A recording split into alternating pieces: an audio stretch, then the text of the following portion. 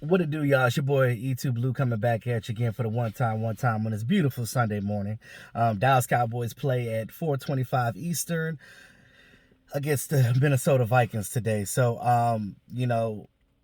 we're still waiting on word about DeMarcus Lawrence and Brandy Greger. I think that both of them should be playing. They should be starting, which is a good thing. Our defense needs that. They need them.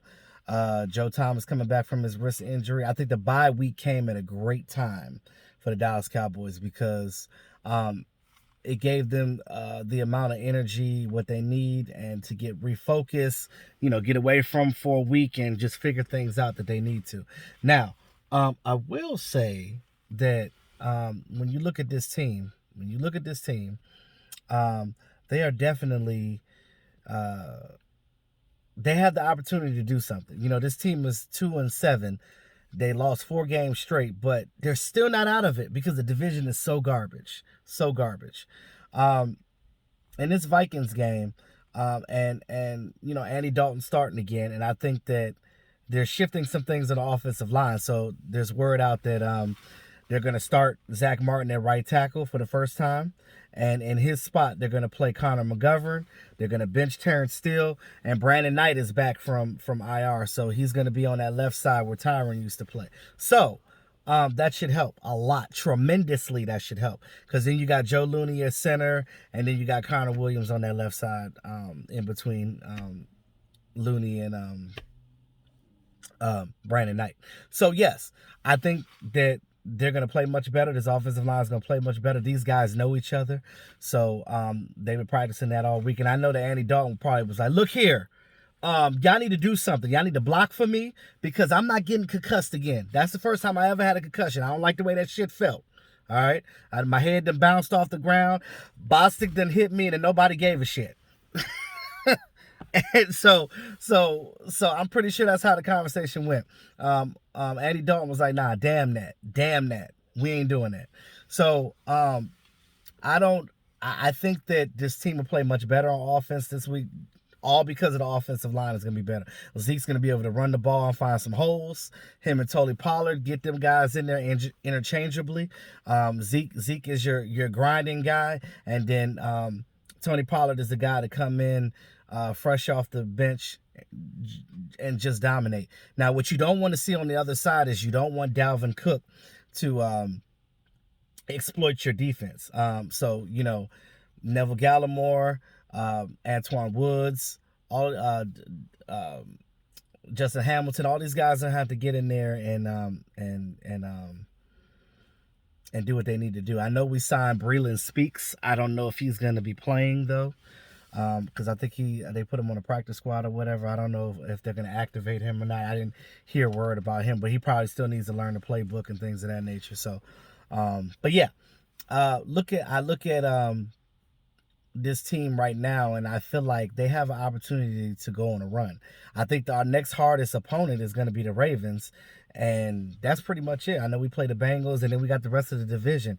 We should be able to if not, maybe lose one more game. If not, win the rest of the games. You know what I mean? Like, I feel like the Ravens are going to be a tough matchup, but even them, they've been struggling lately. So, if this team plays like they can go on a run. Maybe come back and be 9-7, maybe 6-10. Because either one of them could win a division. You never know. But you got to win the division games, though. You got to do that because you drop one against the Eagles and the Washington, and that's what you don't want to do. You look at the Vikings, they got Dalvin Cook, they got Amir Abdullah, they got some weapons on the outside. They got Justin Jefferson that they just drafted.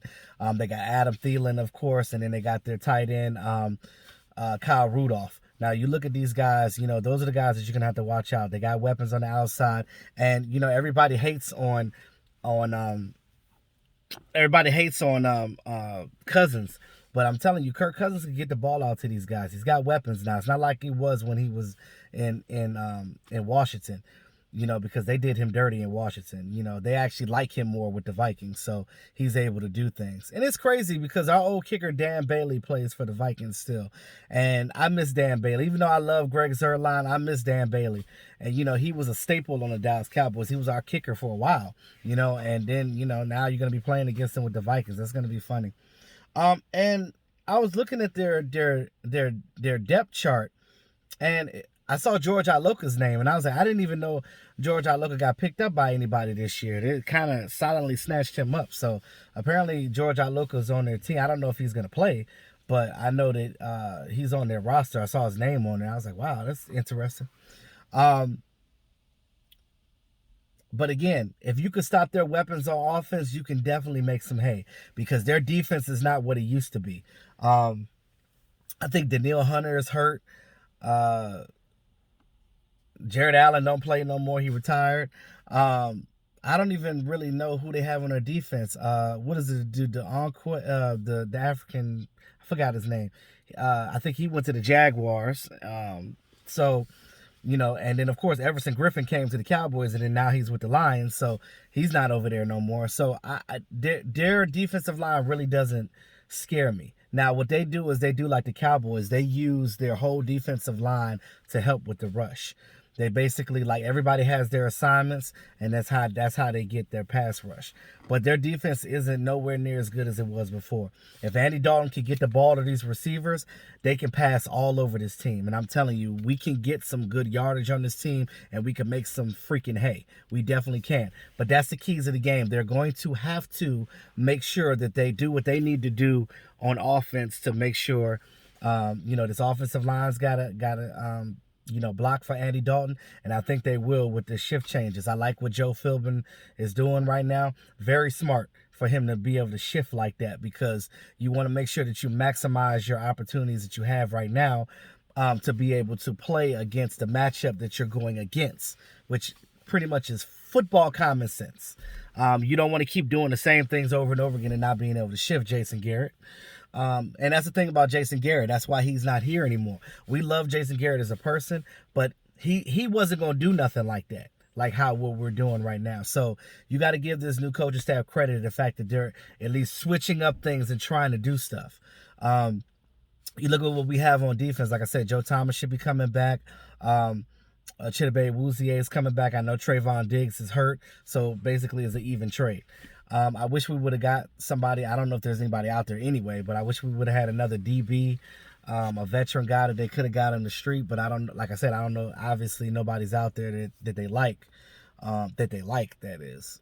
Because you see, Earl Thomas still ain't on no team, and it's a reason why everybody was on that hype train for so long, and it's just like, cut the shit out. Because, there's reasons for things. Everybody gets into a fan mode. They're like, I love this player. He's so dynamic. Obviously, he ain't that good no more if nobody else picked him up. But, I mean, it'd be like that sometimes. Now,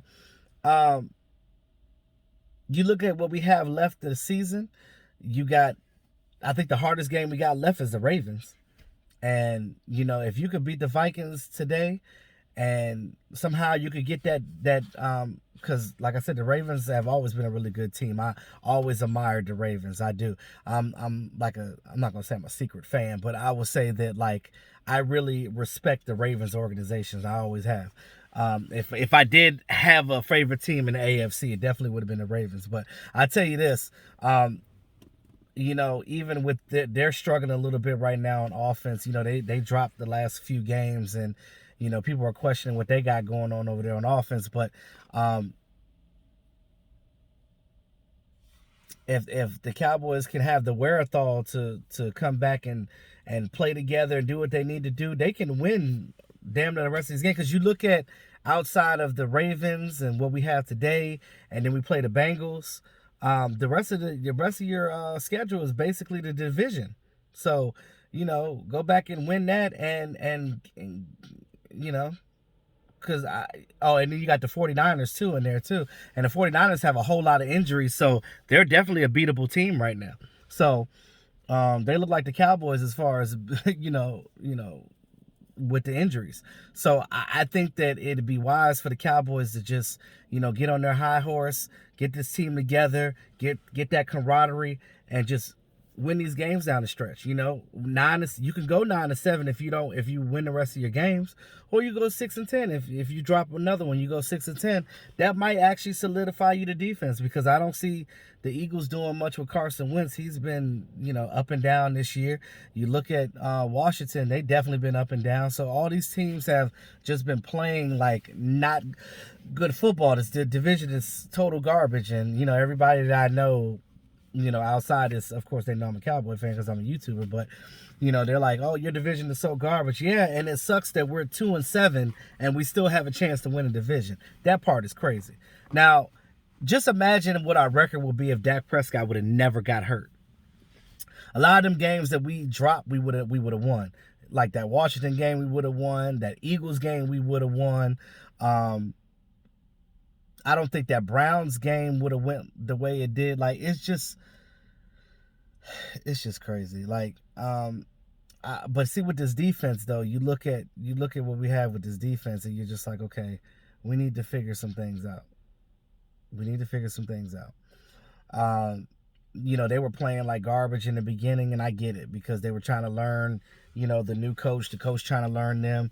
It's a COVID year. That's what it is. You know what I'm saying? And a lot of these teams that have new coaches are not doing great either. You know, even the Patriots are not playing well right now. So it is what it is. I mean, it's a janky ass year. And because it's a janky year, give yourself a chance. You know, everybody be like, well, if we make it to the playoffs, we're not going to win the Super Bowl. I'm not saying we go to the Super Bowl, but I'm saying that we could go to the playoffs and actually maybe do something, because of the simple fact that the year is the way it is. If this team plays out of their mind and plays hard and don't miss assignments, this team can still win games. I mean, it's not like we don't have the talent. Even with all the injuries, we still have talent on the back end. We still got it. We always had the talent. It's just that they just weren't playing up to their ability, and they got to step it up. They got to do what they need to do, period. So, you know, if you could stop Dalvin Cook on their offense, slow down Adam Thielen and Kyle Rudolph and the young Justin Jefferson, you might can make some hay. If you can put some pressure on Kirk Cousins, and if they do like they did with the Pittsburgh Steelers, because I think the Pittsburgh Steelers' team is a better team than the Vikings. So if you can stop the Steelers like that, just imagine what they could do with the Vikings. So, I mean, if they play lights out like they did, Neville Gallimore steps up, and all these guys that were playing well in the last, Tyrone Crawford coming in and blocking kicks like he did in the Pittsburgh game, if you come in and do what you need to do, you can very much beat the Vikings. You can. I understand that, you know, right now on paper, because they have a lot of their starters, they're better than the Cowboys right now, but that doesn't matter in game, because it's all about heart. If you come in and you play like you're supposed to, and a team catches you catch a team like that off guard, and they're underestimating you, go in there and punch them in the mouth, because it's any given Sunday. And that's why it's the NFL. All these teams are good. It's the NFL. It's not like this is college or high school. This is the NFL. Anything can happen. Any team could be any team at any point. So when you say that it's impossible, it's not really, because it's football. That's just the way football is. It's crazy like that. So, last thing I want to say, I don't know if you guys heard this, but Jason Garrett. I know we talked about a little bit about it in previous videos, because earlier in the week, Mark Colombo, our former offensive lineman and former assistant offensive line coach, and became the offensive line coach, he went with Jason Garrett. When Jason Garrett left, they both went to New York. He became the offensive line coach up there. He got into it with altercation, actually, with the coach, Joe Judge, because Joe Judge brought a consultant in for the offensive line and didn't tell Mark Colombo. And those of you that know Mark Colombo like that, y'all understand that, like, he don't play that shit.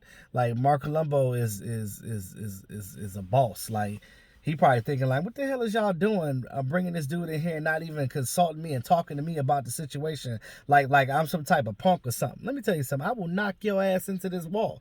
And that's probably the conversation that happened. And he got up in Joe Judge's face, and Joe Judge fired him. Now, I heard reports out after that they might not be done with making moves on the coaching staff. It looks like they sick of Jason Garrett's shit too.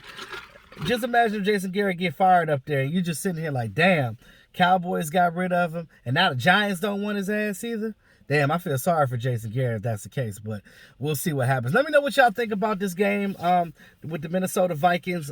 Hopefully we get this win. Shout out to Kid Mega. Happy birthday, Kid Mega, man. Definitely appreciate you, bro. You've been a supporter to the channel, man. I know you're on vacation right now with the family. Enjoy it, brother. Enjoy your birthday. And hopefully the Dallas Cowboys can get you a win, man. And with that being said, those of you that are new to the channel, go ahead. Don't be scared. Go ahead. Tap that notification bell. Hit that subscribe button. Like, share, comment. It's your boy E2 Blue, always keeping it real.